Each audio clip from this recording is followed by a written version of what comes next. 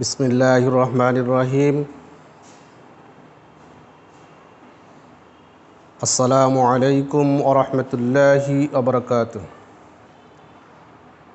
আশা রাখি আল্লাহ তাআলার অশেষ রহমতে তোমরা সকলেই ভালো আছো। আমিও আলহামদুলিল্লাহ ভালো আছি। আজ নবম দশম শ্রেণীর ফিন্যান্স ও ব্যাংকিং এর তৃতীয় অধ্যায় অর্থের সময়মূল্য সম্পর্কে গত ক্লাসে আমি ক্লাস নিয়েছি। গুরুত্বপূর্ণ কয়েকটি টপিকস আলোচনা করেছি এবং তৃতীয় অধ্যায়ের গুরুত্বপূর্ণ 5টি সূত্রের মধ্যে 3টি সূত্রের উদাহরণ সহ বিশ্লেষণ করেছি এবং তোমাদেরকে বুঝিয়েছি। আজ 4 নাম্বার ও 5 নাম্বার সূত্রের উদাহরণ সহ আলোচনা করব। আশা করি তোমরা বাসায় খাতা কলম নিয়ে বসবে, আমার সাথে অঙ্কগুলো করবে। এখন শুরু করি। 4 নাম্বার সূত্রের জন্য উদাহরণ 4। মিস্টার সায়ন এবি ব্যাংকে 22,000 টাকা জমা রাখলেন। সুদের হার 11.5% হলে ত্রৈমাসিক চক্রবৃদ্ধিতে 4 বছর পর কত টাকা পাবেন? তাহলে এই জায়গায় কোন সূত্র ব্যবহার করতে হবে? 4 নাম্বার সূত্র। কত টাকা কয় বছর পরে পাবেন? 4 বছর পরে পাবেন। কত টাকা পাবেন তার মানে বোঝালো ভবিষ্যৎ মূল্য। ভবিষ্যতে আমি কত টাকা পাব? কয় বছর পরে? 4 বছর পরে। আর পার্সেন্টেজ হলো 11%। এখন আমরা সূত্র লিখব। সূত্রটা কি? সূত্র হলো, যেহেতু ত্রৈমাসিক বলছে, একাধিকবার চক্রবৃদ্ধি হবে। একাধিকবার চক্রবৃদ্ধির জন্য যে সূত্র ব্যবহার করতে হয় সেটা আমরা এখন প্রয়োগ করব। 4 নাম্বার।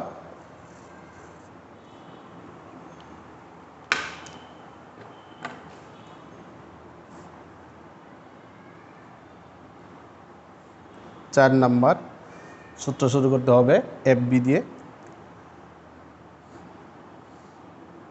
এফবি সমান, যেহেতু চক্রবৃদ্ধি, পিভি এক plus I by M N গুণন এম। এখানে এবার আমরা লিখতে পারি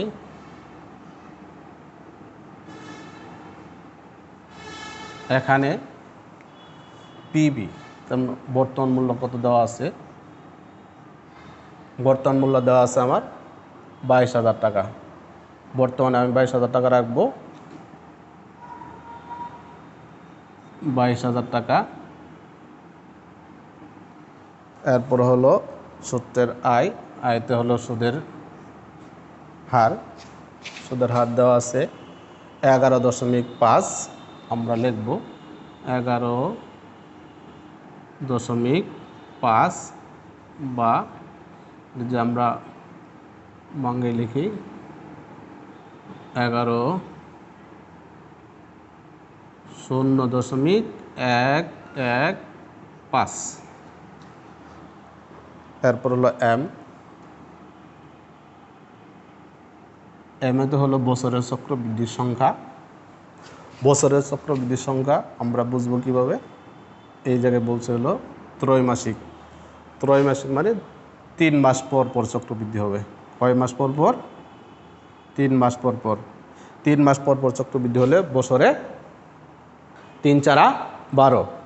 3 × 12, তাহলে 4 বার চক্রবৃদ্ধির সংখ্যা হবে 4 বার। এতে হলো বছরের সংখ্যা বোঝা। তা বছরের সংখ্যা কত দেওয়া আছে? 4 বছর। 4 বছর দেওয়া আছে। আমরা এখন 4 বছর লিখব n সমান হলো 4 বছর।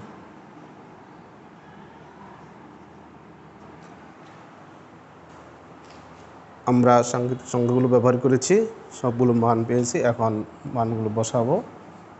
পি20 সমান দেওয়া আছে হলো 22,000 টাকা।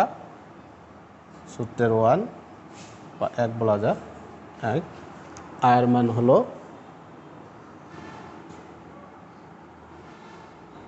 11.5। এটা আমরা যদি বাংলায় লিখি, বাংলায় লিখলে হবে 0.15। এম এর মান দেওয়া আছে, এম এর সমান দেওয়া আছে কত 4। আমরা লিখব 4 ব্র্যাকেট। এর মান দেওয়া আছে হলো 4 গুণ এম এর মান হলো 4। এইভাবে আমরা মানগুলো বসাবো, তারপরে দেখব কি হয়। এখন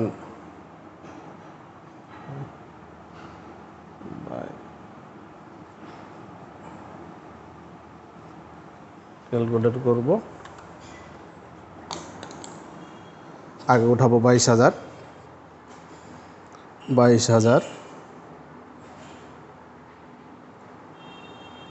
ব্র্যাকেট সূত্রের 1 প্লাস আয়ের মান হলো 0.115।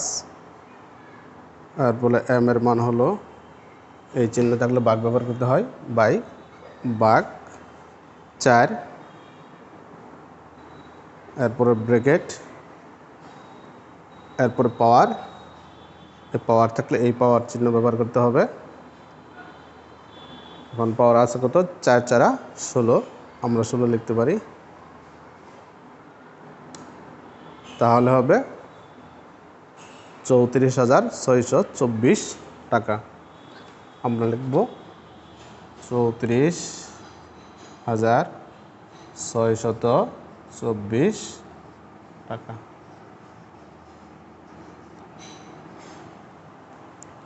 তাহলে যদি আমরা 3 মাস পর পর চক্রবৃদ্ধি হয়, ব্যাংকে যদি টাকা জমা রাখি, এবি ব্যাংকে যদি আমি 22,000 টাকা জমা রাখি, তাহলে 4 বছর পরে পাবো 34,624 টাকা। আমরা 4 নম্বর সূত্রের মাধ্যমে বুঝতে পারলাম। এখন 5 নম্বর সূত্র প্রয়োগ করব। প্রকৃত সুদের হার কীভাবে বের করতে হবে এটা আমরা এখন দেখব, উদাহরণ সহ বিশ্লেষণ করব। এখন 5 নম্বর,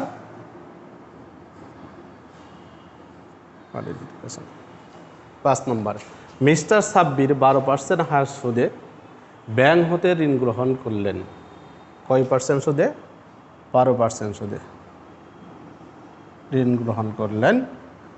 যদি মাসিক হয়, মাসিক ভিত্তিতে গণনা করা হয়, তাহলে প্রকৃত সুদের হার কত হবে? তাহলে আমাদের প্রকৃত সুদের হার কয় নম্বর সূত্র প্রয়োগ করতে হবে? 5 নম্বর সূত্র। আমরা এখন প্রকৃত সুদের হার সূত্র লিখব। প্রকৃত সুদের হার সূত্র হলো ই এ আর সমান 1 বা 1 plus I by M power M minus 1।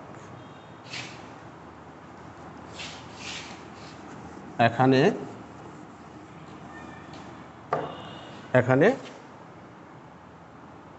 কি দেওয়া আছে? আয়ের মান কত এটা আমরা লিখব। আর ইতে হলো ইফেক্টিভ অ্যানুয়াল রেট, তার মানে প্রকৃত সুদের হার। প্রকৃত সুদের হার আমরা বের করব। প্রথমে আমাদের লিখতে হবে আয়ের মান। আয় সমান দেওয়া আছে, তার মানে সুদের হার কত দেওয়া আছে? 12%। তাহলে 12 আমরা লিখব 12%, বা যে আমরা 100 দিয়ে ভাগ করি তাহলে হবে 0.12। এরপর হলো এতে হলো চক্রবৃদ্ধি সংখ্যা, কতবার চক্রবৃদ্ধি হবে এটা সংখ্যা। তাহলে এই জায়গায় বলে আছে কি বছরে কতবার হবে 12 বার, যেহেতু মাসিক বলা আছে। মাসিক ভিত্তিতে বললে তাহলে বছরে 12 বার চক্রবৃদ্ধি হবে। আমরা m সমান লিখতে পারি 12 বার চক্রবৃদ্ধি হবে। এমনিতে বোঝা হলো চক্রবৃদ্ধির সংখ্যা। তাহলে আমরা এখন লিখব আই ব্র্যাকেট 1 প্লাস আয়ের মান দেওয়া আছে হলো 0.12 m। m যেহেতু আছে এর ভাগ হবে, m এর মান হলো কত 12, আর m হলো m এর মান হলো 12, এই মাইনাস এই মাইনাস এই 1। এখন আমরা ক্যালকুলেটর করব, দেখব কিভাবে হয়। প্রথমে আমাদের ফার্স্ট ব্র্যাকেটের কাজ করতে হবে। এই ফার্স্ট ব্র্যাকেটের কাজ আমরা ফার্স্ট ব্র্যাকেটের কাজ করব। তাহলে ফার্স্ট ব্র্যাকেটে দেওয়া আছে কি 1 প্লাস 0.12 ভাগ m এর মান হলো 12, এই 12 ব্র্যাকেট পাওয়ার হলো 12 সমান সমান, তাহলে হলো আমরা লিখি সমান সমান কত হয়েছে 1.2682503, এই মাইনাস এই মাইনাস এই 1। আমরা এখন 1 মাইনাস করব, মাইনাসগুলো করে থেকে দেখব। হ্যাঁ, 1 মাইনাস, তাহলে 0.12 এই 1 উঠে গেল 0.12682503। এখন এটা কী করতে হবে, পার্সেন্টেজ যেহেতু বের করতে হবে, সুদের হার বের করতে হবে। সুদের হার বের করতে হলে তাহলে 100 দিয়ে গুণ দিতে হবে, গুণ 100, তাহলে 12.68 সমান সমান হলো 12.68%।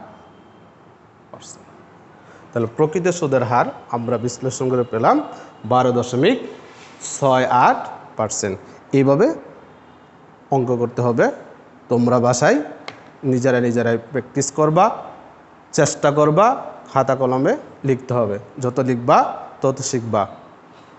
আশা করি তোমরা বাসায় বসে এই কাজগুলো করবে।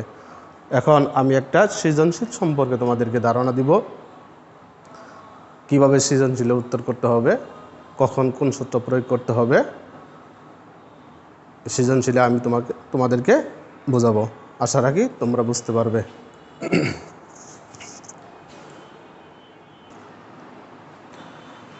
এখন আমরা বোর্ডের দিকে লক্ষ্য করব। বোর্ডে একটা উদ্দীপক দেওয়া আছে, উদ্দীপক থেকে 4টি প্রশ্ন দেওয়া আছে। 4টি প্রশ্নের মধ্যে ক নম্বর প্রশ্নটা হলো জ্ঞানমূলক। এটা উদ্দীপকের সাথে কোনো সম্পর্ক নেই, সরাসরি মুখস্থ করতে হবে এবং তোমরা খাতা কলম লিখবা এবং মুখস্থ করবা। প্রশ্নটা হলো অর্থের সময় মূল্য কী? অর্থের সময় মূল্য কী? সময়ের সাথে সাথে অর্থের পরিবর্তন হওয়াকে অর্থের সময় মূল্য বলে। তা আমি আবার বলছি, তোমরা খাতায় সুন্দর করে লেখো। সময়ের সাথে সাথে অর্থের মূল্য পরিবর্তন হওয়াকে অর্থের সময় মূল্য বলে। খ নাম্বার প্রশ্ন হলো উদ্দীপকে দেখো, খ নাম্বার প্রশ্ন দেখো, সঞ্চয় স্কিম বলতে কি বোঝায় ব্যাখ্যা করো। সঞ্চয় বলতে আমরা কি বুঝি? আমাদের যা আয় হয়, আয় থেকে যা ব্যয় হয়, আয় ব্যয়ের যে পার্থক্যটা থাকে, আয় যদি হয় 10 লক্ষ টাকা, খরচ যদি হয় 8,000 টাকা, আমাদের পার্থক্য হলো কত? 2,000 টাকা। এই 2,000 টাকা হলো অতিরিক্ত। এই টাকাটা আমরা কি করি? সঞ্চয় করি, বিভিন্ন জায়গায় রাখি। তাহলে সঞ্চয় স্কিম বলতে আমরা কি বুঝবো? তোমরা খাতায় কলমে লিখবে এবং মুখস্থ করবে। যে হিসাবে প্রতি মাসে নির্দিষ্ট সময়ের মধ্যে নির্দিষ্ট পরিমাণ টাকা জমা দিতে হয় তাকে সঞ্চয় স্কিম বলে।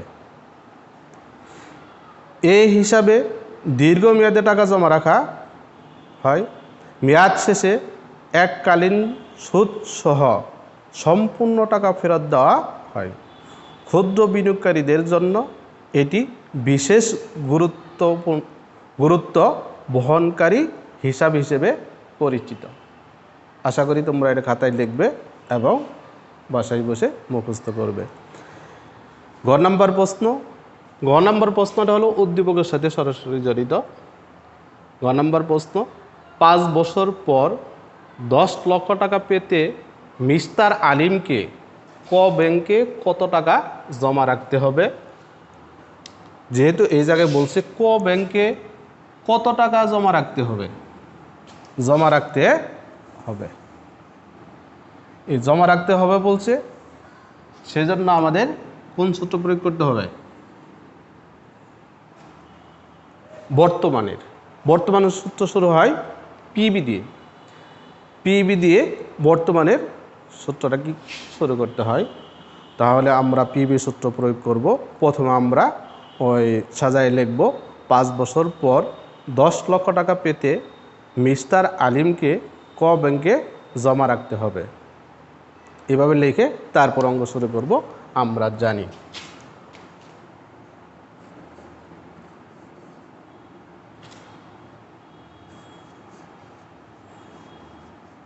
আমরা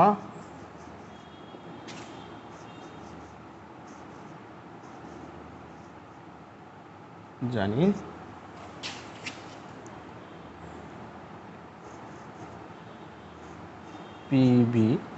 পিবি দিয়ে যে সূত্র প্রয়োগ করতে হয় এটা কয় নম্বর সূত্র? 1 নম্বর সূত্র।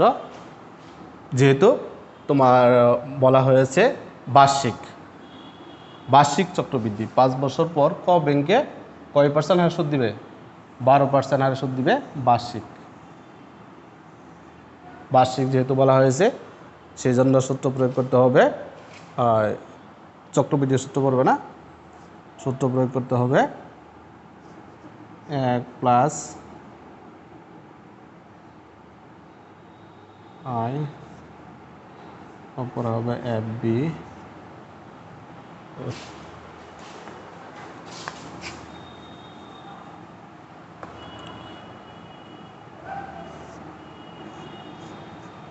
FB 1 plus I power n, এই সূত্র প্রয়োগ করতে হবে। যেহেতু বার্ষিক বলছে তাহলে আমরা এই জায়গায় লিখতে পারি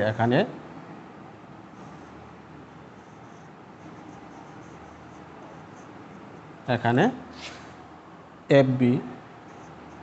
FBতে হলো ভবিষ্যৎ মূল্য কত দেওয়া আছে? ভবিষ্যৎ মূল্য দেওয়া আছে আমার 10 লক্ষ টাকা, কারণ এই 5 বছর পর কত টাকা পাবো? 10 লক্ষ টাকা পাবো। তাহলে ভবিষ্যৎ মূল্য দেওয়া আছে হলো 10 লক্ষ টাকা, আমরা লিখবো 10 লক্ষ টাকা।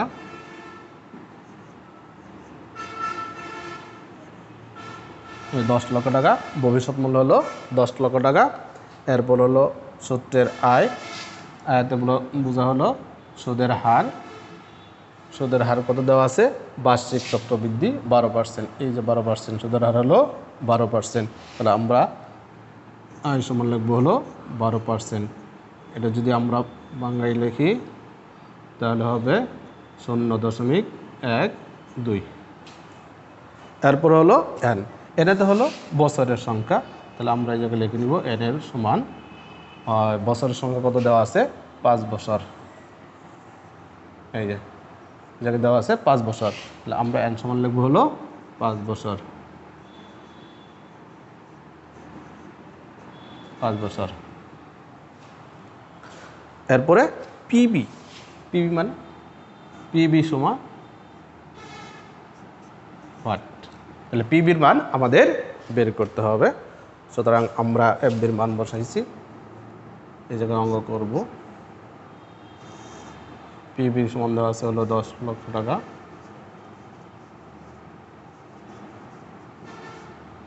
10 লক্ষ টাকা সূত্রের 1 প্লাস আয়ের মান হলো 0.12 আর এন হলো 5 বছর।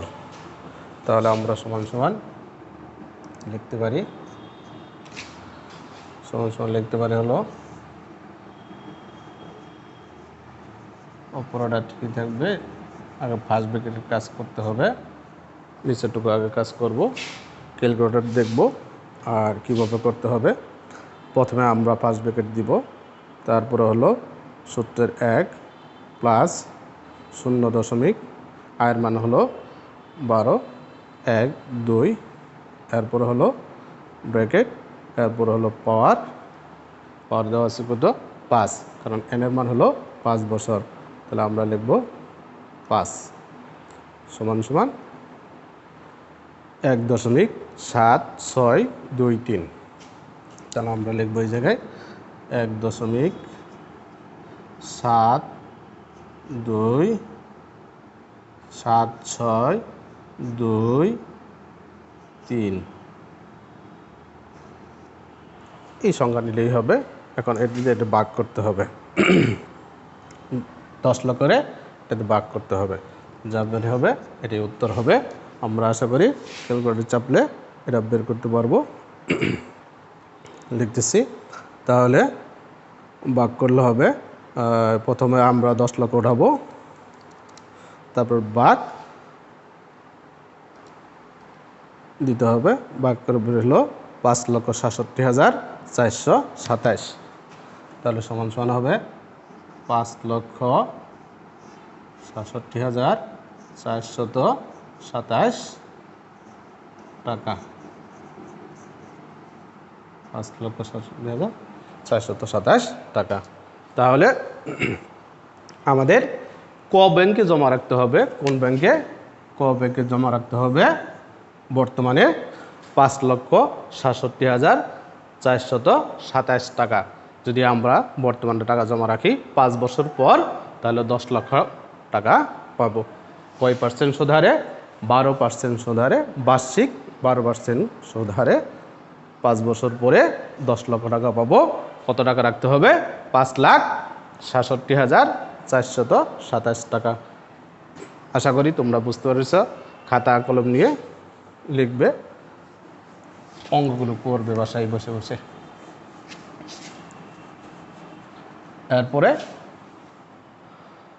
এখন দেখব গ নাম্বার প্রশ্নে কী চেয়েছে, কোন ব্যাংকে টাকা রাখা লাভজনক হবে? উদ্দীপকের আলোকে বিশ্লেষণ করো। এখন দুইটি ব্যাংক আছে, একটা হলো ক ব্যাংক আর একটা হলো খ ব্যাংক। খ ব্যাংকে কয় পার্সেন্ট হারে সুদ দিতে চাইছে? খ ব্যাংক জমা রাখলে 10% হারে মাসিক, 10% হারে মাসিক চক্রবৃদ্ধি সুদ দিবে। কোন ব্যাংক? খ ব্যাংক। এই খ ব্যাংক দিবে মাসিক চক্রবৃদ্ধি। তাহলে এই জায়গায় আমাদের কোন সূত্র প্রয়োগ করতে হবে? এই জায়গায় সূত্র প্রয়োগ করতে হবে পিবির চক্রবৃদ্ধির, মানে আইকে এম দ্বারা ভাগ করতে হবে আর এন দ্বারা গুণ করতে হবে। আইকে এম দ্বারা ভাগ করতে হবে আর এনকে এম দ্বারা গুণ করতে হবে। এই সূত্র প্রয়োগ করতে হবে। তাহলে আমরা লিখতে পারি গ নম্বর প্রশ্নের উত্তর। কীভাবে লিখব? আগে প্রথমে সাজাই লিখব ওই প্রশ্নটা, উদ্দীপকে যে প্রশ্ন দেওয়া আছে এই প্রশ্ন থেকে আমরা সাজাই লিখব। কীভাবে সাজাই লিখব? 5 বছর পর 10 লক্ষ টাকা পেতে মিস্টার আলমকে খ ব্যাংকে জমা রাখতে হবে। খ ব্যাংকে জমা রাখতে হবে এটুকু লেখি, তারপর লিখবে আমরা জানি, এরপর লিখবে আমরা জানি।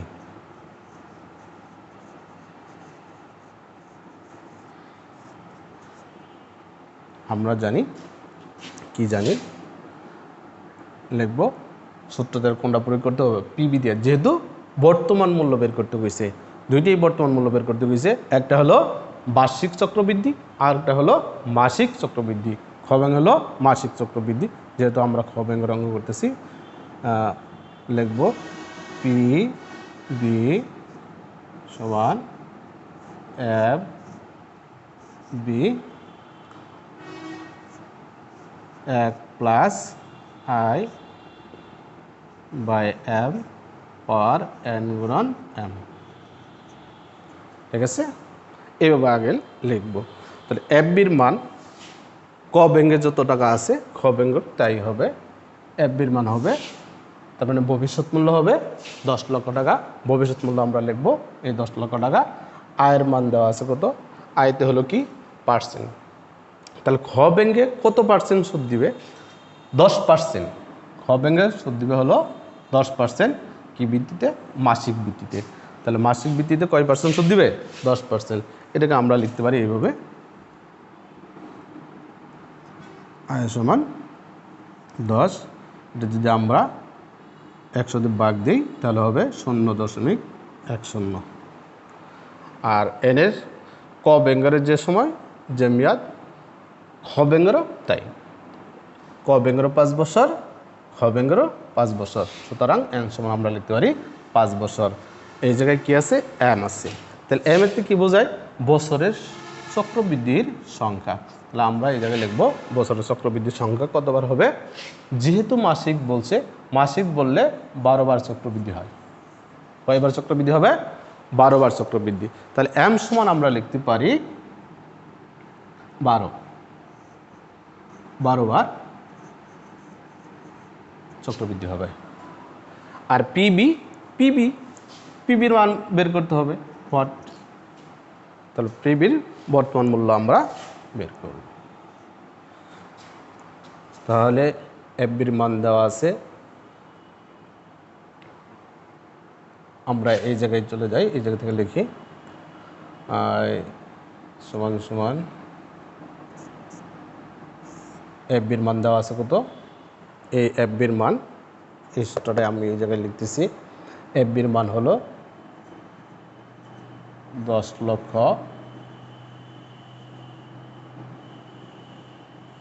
টাকা। এই সূত্রের 1 প্লাস আয়ের মান হলো কত, 0.10। এই যে আয়ের মান আমরা বের করছি। তারপর হলো এম এর মান দেওয়া আছে কত, 12, কারণ বছরের চক্রবৃদ্ধির সংখ্যা হলো 12। তাহলে আমরা এম সমান লিখবো হলো 12, এই ব্র্যাকেট। তারপর এন এর মান হলো কত, 5। তাহলে আমরা এই জায়গায় লিখবো 5। এরপর হলো গুণ এম সমান কত দেওয়া আছে, 12। তাহলে আমরা এই জায়গায় লিখবো হলো 12। এরপরে সমান সমান উপরেটুকু যা আছে তাই থাকবে। এটা কাজ পরে করব। এখন ব্র্যাকেটের কাজটুকু করব। ব্র্যাকেটের কাজ করলে আমরা কত পাবো দেখব, ক্যালকুলেটর করব, তারপরে ব্র্যাকেটে কাজ করব। ব্র্যাকেটে যদি আমরা কাজ করি তাহলে প্রথমে আমাদের কী করতে হবে, ব্র্যাকেট দিতে হবে। ব্র্যাকেট সূত্রের 1 প্লাস পাওয়ার হলো আয়ের মান হলো 0.10 ভাগ এম এর মান, এটা থাকলে কি বোঝায়, ভাগ চিহ্ন বোঝাবে, বাই ভাগ। তাহলে ভাগ হলো 12, এই ব্র্যাকেট। তাহলে সমান সমান যদি আমরা দিই তাহলে হবে 1.00833। তা 1.00833। দশমিকের পরে 5 সংখ্যায় নিলাম। এটা যদি আমরা গুণ করি 5 12 60, তাহলে পাওয়ার হবে 60। 5 12 60। এখন এরপরে কাজ করব এইটুকু। এটা যদি আমরা পাওয়ার দিই, পাওয়ার দিলে কত হবে দেখি, লিখব ওপরটুকু, ওপরে যা আছে তাই হবে 10 লক্ষ।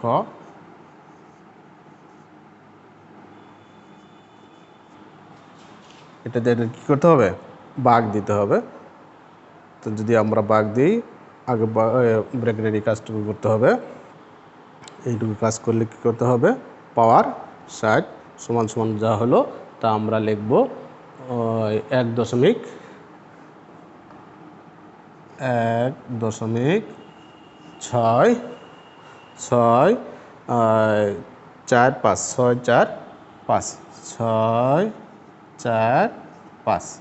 এরপরে এটা কী করতে হবে, ভাগ করতে হবে। তাহলে আমরা ক্যালকুলেটর উঠাবো 10 লক্ষ 1 2 3 4 5 6 10 লক্ষ 6টা শূন্য দিতে হয়, ভাগ 1.645 যদি আমরা ভাগ করি তাহলে কত হয় দেখব, 6,07,902 টাকা। 6,07,902 টাকা লিখে দিতে হবে ট্রাই। তাহলে যদি আমরা খ ব্যাংকে টাকা জমা রাখি মাসিক ভিত্তিতে, যদি আমাদের 10% সুদ দেয়, তাহলে আমাদের বর্তমানে টাকা রাখতে হবে। সুতরাং পিবির মান কত হলো, 6,07,902 টাকা। তাহলে বর্তমানে আমাদের ব্যাংকে টাকা জমা রাখতে হবে 6,07,902 টাকা প্রায়।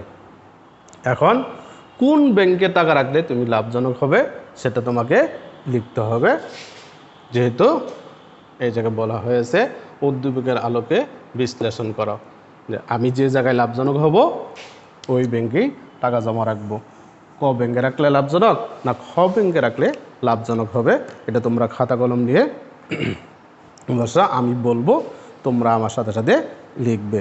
তাহলে প্রথমে লিখতে হবে, সুতরাং 5 বছর পর, এখন লিখতে হবে সুতরাং 5 বছর পর 10 লক্ষ টাকা পেতে খ ব্যাংকে মিস্টার আলমকে বর্তমানে 6,07,902 টাকা জমা রাখতে হবে। বিকল্প প্রস্তাবে ক ব্যাংকে, বিকল্প প্রস্তাবটা হলো ক ব্যাংক, বিকল্প প্রস্তাবে ক ব্যাংকে জমা রাখতে হবে 5,67,427 টাকা গ থেকে পাওয়া। তার মানে গ অঙ্ক করে আমরা পাইছি, এই কথাটা লিখবে গ থেকে পাওয়া। অর্থাৎ ভবিষ্যতে সমপরিমাণ টাকা পেতে ক ব্যাংকে বর্তমানে কম টাকা জমা রাখতে হচ্ছে। ক ব্যাংকে বর্তমানে কম টাকা জমা রাখতে হচ্ছে, তাই মিস্টার আলমের জন্য ক ব্যাংকে টাকা রাখা লাভজনক হবে, এই কথাটুকু লিখবে শেষে। সুতরাং তোমরা বুঝতে পেরেছ আশা করি। আর বাসায় বসে সুন্দর করে খাতায় লিখবে এবং অঙ্কগুলো মনোযোগ দিয়ে দেখবে, বোঝার চেষ্টা করবে, বুঝে বুঝে অঙ্কগুলো করবে। আজকে যে আমি সৃজনশীল করাইলাম এই সৃজনশীলের মধ্যে 2টি সূত্র প্রয়োগ হয়েছে, একটা হলো বর্তমানে বার্ষিক, আরেকটা হলো চক্রবৃদ্ধি। দুইটাই পিবি দিয়ে, একটা হলো বার্ষিক চক্রবৃদ্ধি আর একটা হলো একাধিকবার চক্রবৃদ্ধি। এই 2টা সূত্র আমরা সৃজনশীলের মাধ্যমে পেয়েছি, এগুলো উদাহরণ সহ বিশ্লেষণ করেছি। তোমরা এখন সুন্দর করে বাসায় বসে খাতায় লিখে নিজেরা সূত্রগুলো প্রয়োগ করবে এবং বোঝার চেষ্টা করবে। আশা রাখি তোমরা বুঝতে পেরেছ। আমার জন্য দোয়া করবে, আমি তোমাদের জন্য দোয়া করি। তোমরা ভালো থাকো সর্বদাই, এই আশায় রেখে আমি আজকের ক্লাস এখানেই শেষ করছি।